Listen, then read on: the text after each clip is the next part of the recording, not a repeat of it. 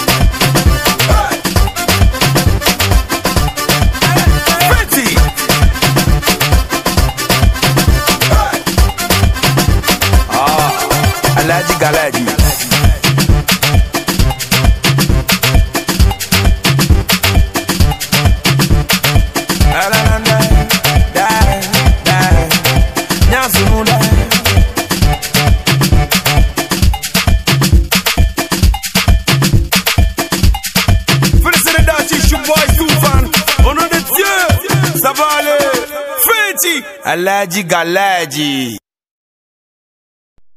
Chaque ethnie ou société a une langue qui leur permet de transmettre les informations ou les messages entre eux. Donc, supposons que moi, je vais en Chine, j'aurai la difficulté à transmettre mes connaissances parce que je ne parle pas le chinois ou l'anglais. Donc je parle du français. Donc s'ils sont doués en français, on peut parler en français. Mais si je m'en aille en France, je peux transmettre mes messages facilement, mes informations facilement. Donc je peux travailler facilement. Donc c'est la langue qui est au centre de tout au sein d'une société, une langue. Donc vous devez maîtriser une langue, la langue qui est dans votre société pour pouvoir bien transmettre votre message ou pour pouvoir apprendre de ta société ou de tes aînés pour réussir. Donc, c'est les mots. Tout ce que nous faisons, c'est les mots. C'est les mots que nous utilisons. Donc, ici, le titre de l'ouvrage, ouvres-tu le dictionnaire? C'est une question. Ouvres-tu le dictionnaire? Introduction. Le dictionnaire est un livre où se trouvent les mots usuels d'une langue donnée et les significations des mots de cette langue ou de la langue. De la langue que le dictionnaire comporte. Demandes-tu, est-ce que tu connais la signification des mots que tu utilises ou tu apprends? Si tu ne connais pas, fais un effort pour les connaître, pour réussir. Voilà, la réussite, c'est l'application des mots. Donc, c'est l'application des mots. Quand je dis, Kofi, viens, je le dis de se déplacer vers moi. Quand je dis, prends ça là, je le dis de soulever un poids d'un objet ou d'une chose. Donc, c'est avec les mots que nous faisons bouger l'autre ou une chose donnée. Ou une chose. C'est avec des mots qu'on transmet les messages ou les informations ou qu'on enseigne quelque chose à une personne. Donc, je suis ici en train de vous enseigner quelque chose à travers mes mots en français. En français, les mots français. Les mots qui forment la langue française. Donc, tout se passe avec les mots. Un mot. Le mot apprendre signifie quoi au juste? C'est d'acquérir les connaissances d'une chose ou d'un cours de leçon ou d'un poste de travail ou d'une nouvelle information. Le mot appliquer signifie quoi au juste? C'est de poser l'acte d'une idée donnée pour provoquer le résultat. Tu as le droit de maîtriser la signification des mots que tu emploies chaque jour que Dieu fait. C'est pour cela Jean-Paul Sartre déclare: mes mots sont un pistolet chargé. Quand je parle, ça tire. Les mots ont le pouvoir et de l'autorité sur l'ensemble de la vie de l'être humain. Chaque être humain a été éduqué à l'aide des mots. Donc, le destin de l'être humain, c'est les mots qu'on lui a inculqués de l'enfance jusqu'à aujourd'hui. De l'enfance jusqu'à aujourd'hui. Numéro 2. Sens des mots. Quel sens que tu donnes à tes mots? Le sens d'un mot, c'est de suivre la direction, c'est-à-dire la signification du mot. Chaque mot a son sens propre et son sens contraire. Un exemple, la politesse, qui signifie, à mon avis, le respect des lois pour garantir la paix dans la société. Son contraire, c'est l'impolitesse, qui signifie, à mon avis, violer les lois. Si tes actes vont suivre le contraire du mot que tu